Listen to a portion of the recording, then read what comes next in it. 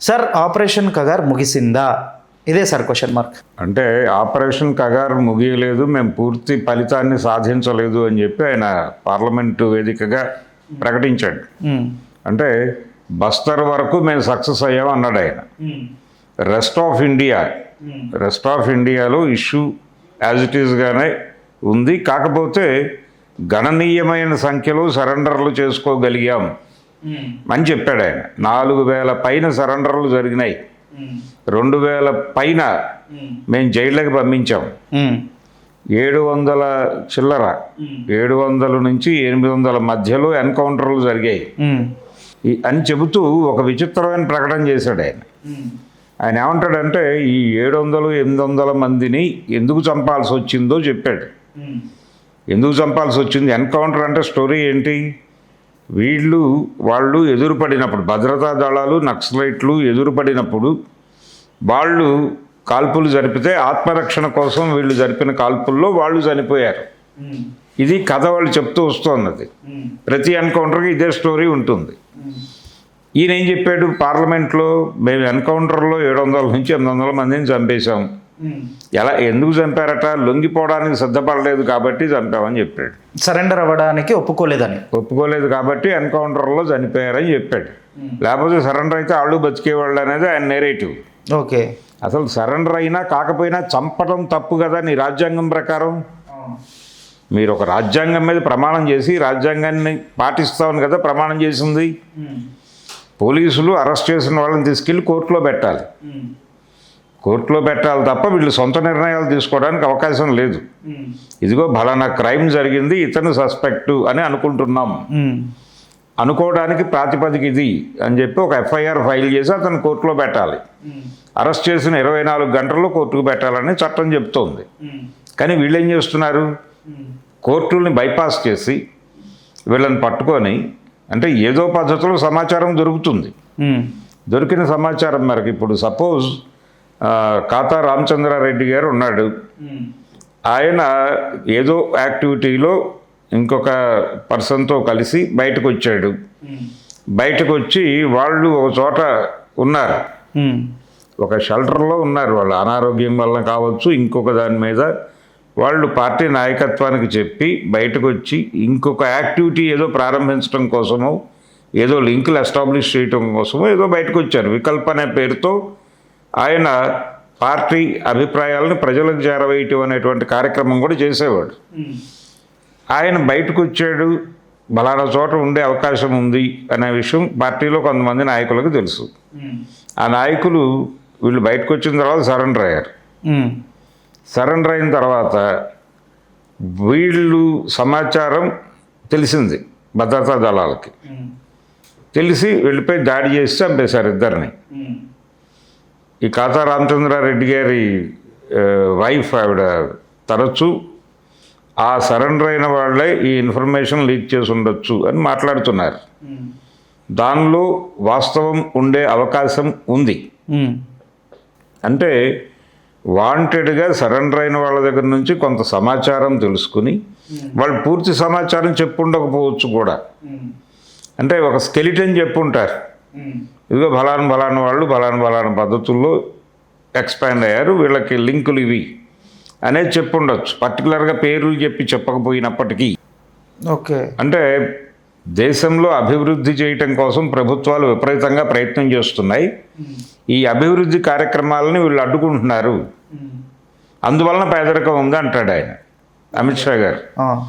అంటే ఆయన ఉద్దేశం ఏమిటి? అభివృద్ధి అంటే ఏంటి అసలు? ఒరిజినల్గా ఇప్పుడు కాంట్రాక్ట్స్లో అభివృద్ధి అనగా విదేశీ పెట్టుబడులను తీసుకొచ్చి కార్పొరేట్లతో వ్యాపారాలు చేయించటం.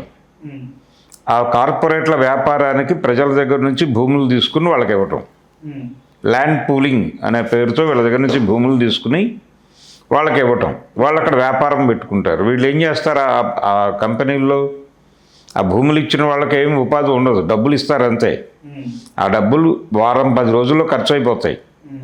డబ్బులు వచ్చిన మరుక్షణం బంధువులు వాళ్తారు. వీళ్ళు బ్యాంకులకు ఇవ్వాల్సిన రుణాలు, బయట ఫైనాన్సర్స్కి ఇవ్వాల్సిన రుణాలు వాళ్ళందరూ వచ్చేస్తారు. వీళ్ళందరికీ సెటిల్మెంట్లు చేస్తే సగం డబ్బులు అయిపోతాయి వాళ్ళు ఇచ్చినవి. మిగిలిన బ్యాలెన్స్ డబ్బులు ఈ లోపల చుట్టాలు వస్తారు, బంధువులు వస్తారు, వాళ్ళ పిల్లలు వస్తారు. మరి మాకేంటి అంటారు. ఆ పంపకాలు అయిపోయిన తర్వాత సాలిడ్గా ఇంట్లో ఆ స్థలం మీద ఆధారపడి బతికేటువంటి జీవులు 2-3 ఉంటారు.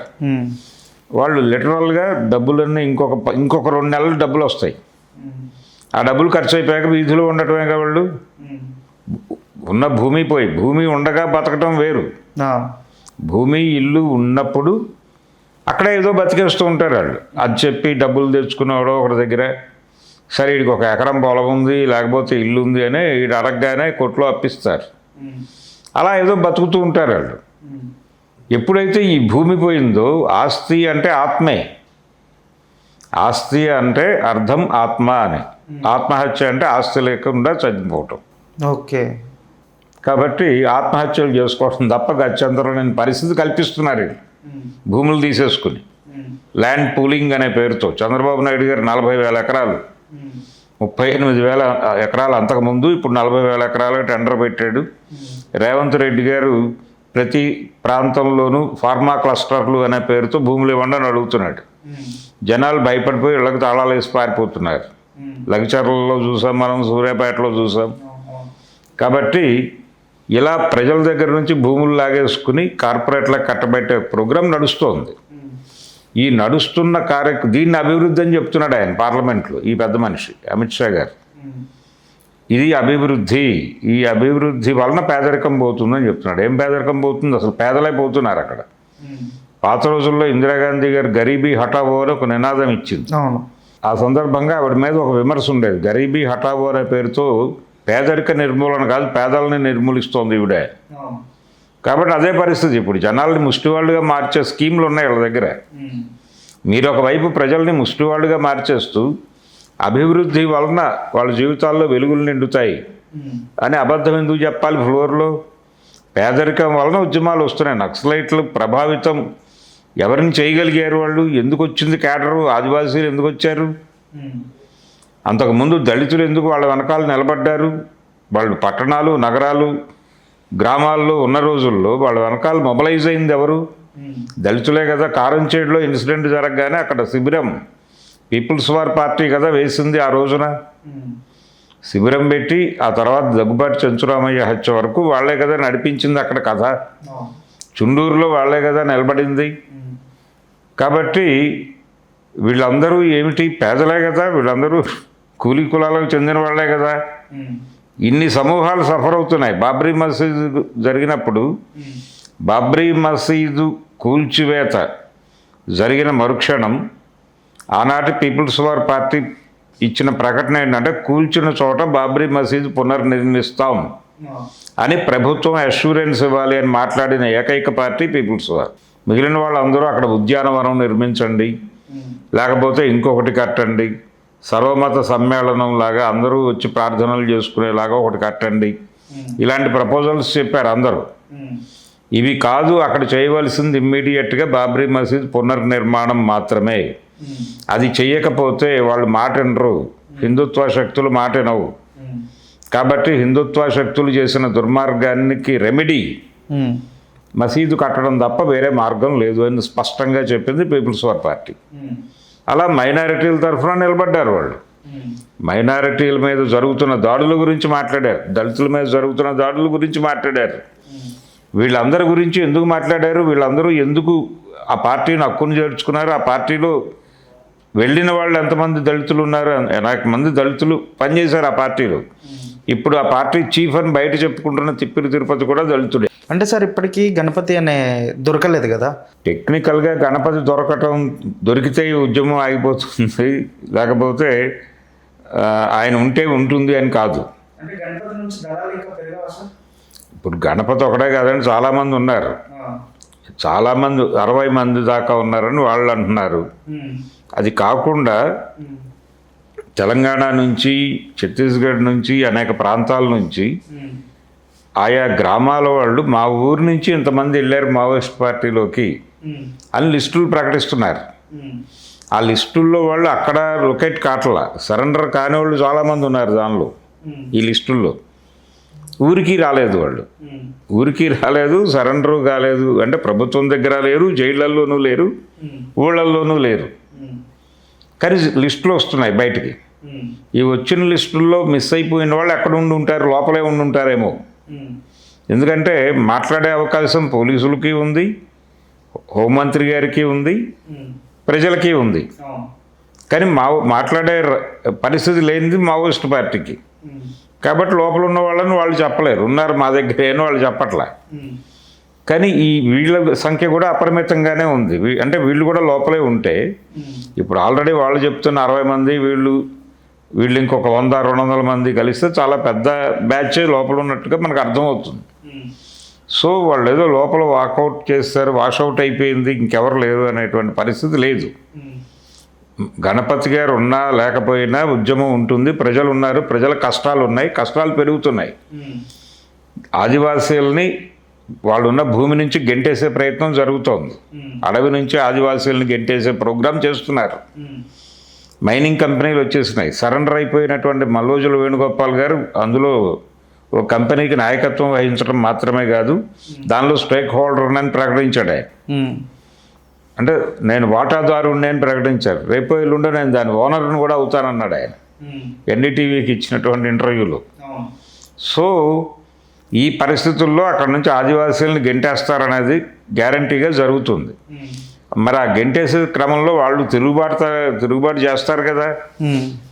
ఇప్పుడు ఈ దేశంలో ఆస్తి హక్కు రద్దయిపోతుంది. నేను ఇందాక చెప్పిన పద్ధతిలో ఎవరికాడికి ఆస్తి కలిగి ఉండే హక్కు ఉంది మనకి.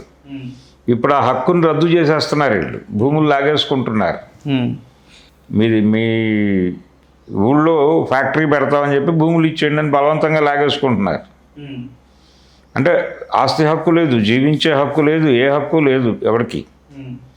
చచ్చిపోవడం తప్ప. స్వచ్ఛందంగా మరణం కోరుకుంటే తీసుకెళ్ళి చంపేయడానికి ఏర్పాట్లు ఉన్నాయి వాళ్ళ దగ్గర, వారే చెప్పుకున్నట్టుగా. కాబట్టి ఇంత దుర్మార్గమైన ప్రకటన చేసి కగార్ ఆపరేషన్ని ముగించలేదనే విషయం ఆయనకు అర్థమైంది, అది చెప్పాడు. మేము బస్తర్ వరకు కొంతవరకు నిర్మూలించగలిగాం, గణనీయమైన సంఖ్యలో సరెండర్లు చేసుకున్నాం, ఆల్మోస్ట్ ఆ పార్టీ కదలలేని పరిస్థితి అయితే క్రియేట్ చేశాం అని చెప్పుకున్నాడు. కానీ ఇప్పటికీ అడవుల్లో ఉన్నారు, ఇప్పటికీ ఆ పార్టీ క్యాడర్ ఉంది, ఆ పార్టీ సింపథైజర్స్ ఉన్నారు, ఆ పార్టీ మీద అభిమానం ఉంది జనంలో. ఇప్పటికీ ఆ పార్టీ అవసరమే అని భావిస్తున్నటువంటి సమూహాలు ఉన్నాయి. వీళ్ళందరూ ఉండగా దాన్ని క్లోజ్ చేయటం అనేది అయ్యే పని కాదు. ఈ అయ్యే పని కాదు అనే విషయం ఆయనకి అర్థమై ఒక డిప్రెస్డ్ మూడ్లో మాట్లాడాడు. ఎవరు? అమిత్ షా గారు నిన్న. అది ఆయన కండిషన్. అందుకని ఆపరేషన్ కగార్ అనేది స్పష్టంగా ఫెయిల్ అయింది అనేదే అర్థం చేసుకోవాలి.